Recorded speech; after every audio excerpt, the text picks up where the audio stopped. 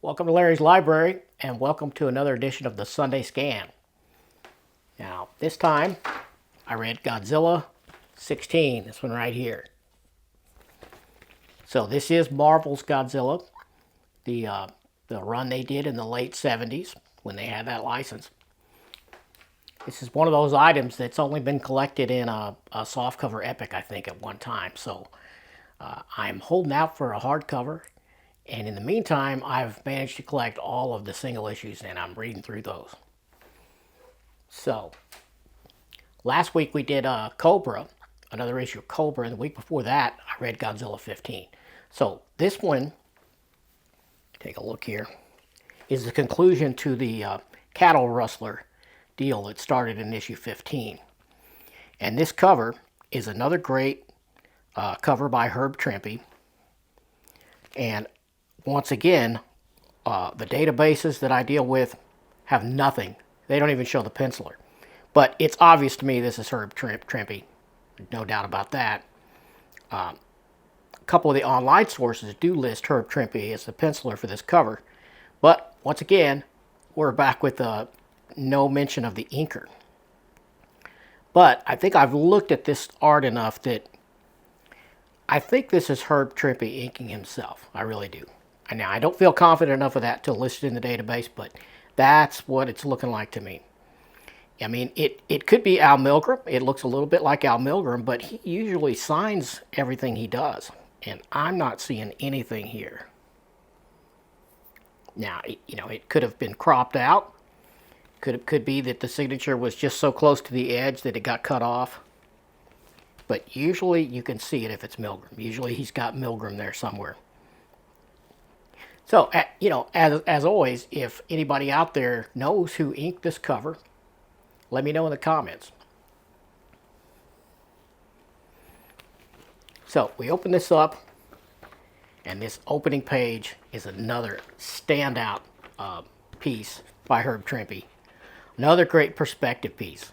He's great at this, and here's another one, the Great Godzilla Roundup.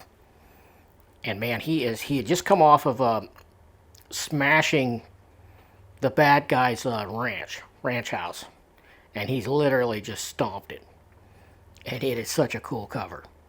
The moon in the background, and this really shows off the great inking job Dan Green did here. I mean, look at the inking here.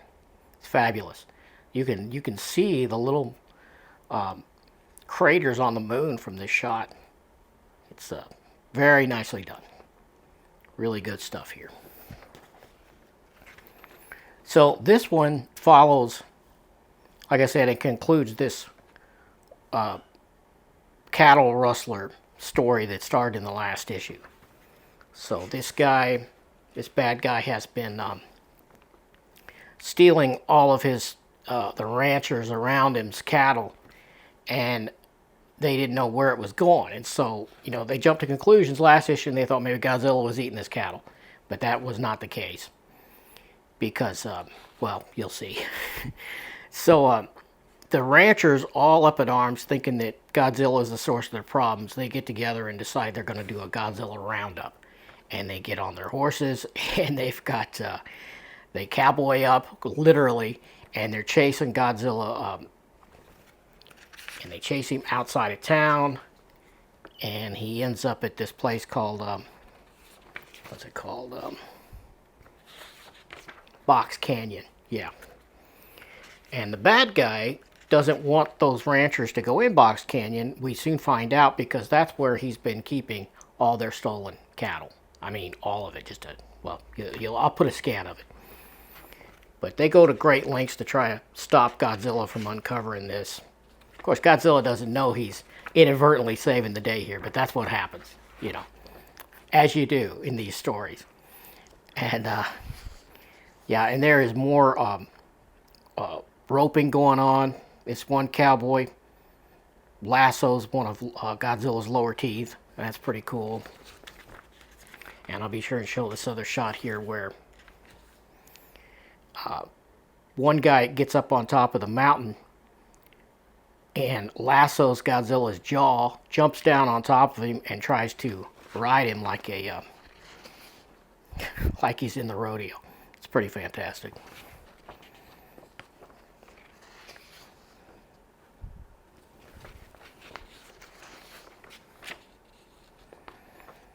So ultimately, Godzilla does, as he's trying to actually run away from these people, is what he's trying to do. He's not trying to solve crime. He just inadvertently does that.